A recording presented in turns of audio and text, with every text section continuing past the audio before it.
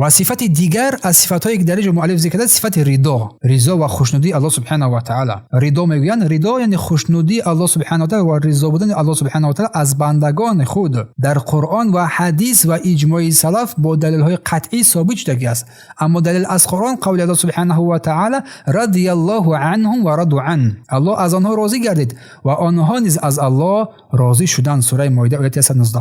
اگر ما در این آیت اندیشه نماییم الله از آنها راضی شد، اثبات صفت رضای الله که از بندگان راضی می شود، خوشنود می شود نشان می دهد. اما دلیل از حدیث پیامبر صلی الله علیه و سلم باشد ان الله لا یرضى عن العبد ان یاکل اکلة فحمده علیها، الله از بنده اش راضی می شود. پیامبر می فرماید وقتی که یک لقمه می خورد و او را برای آن لقمه که خود سپاسگزاری می کند، ایشرب شربة فیحمده علیها، یا که یک جرعه آب را می نوشد الله را شکرگزاری نماید. ان الله لا یرضى، البته که الله راضی می شود. صفت رضای الله سبحانه و تعالی در روایت مسلم. این حدیث تاکید میکند که الله سبحانه و تعالی از بندگانش روز قیامت راضی و خرسند و خوشنود می شود. حتی اینکه در این دنیا اگر که بنده چیزی را میخورد، چیزی را مینوشد، الحمدلله میگد، الله از او خوشنود می شود. شکر سپاسگزاری الله سبحانه و تعالی.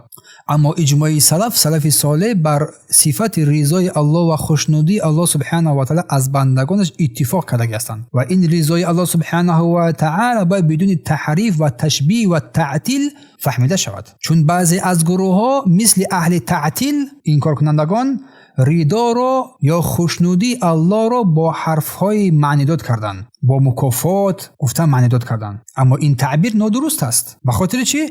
زیرا رضای واقعی حیاتاً احساس می شود که برای الله سبحانه و تعالی موافق است و ما باید با شکل اساسی که الله آن را ذکر و داوری کرده است قبول نماییم و تعریف و تعطیل نکنیم. پس صفت رضای الله سبحانه و تعالی مادامی که بر بندگان ثابت است و باید آن را با شکل اساسی که در آن ثابت بدون تحریف و تشبیه و تعطیل قبول بنماییم.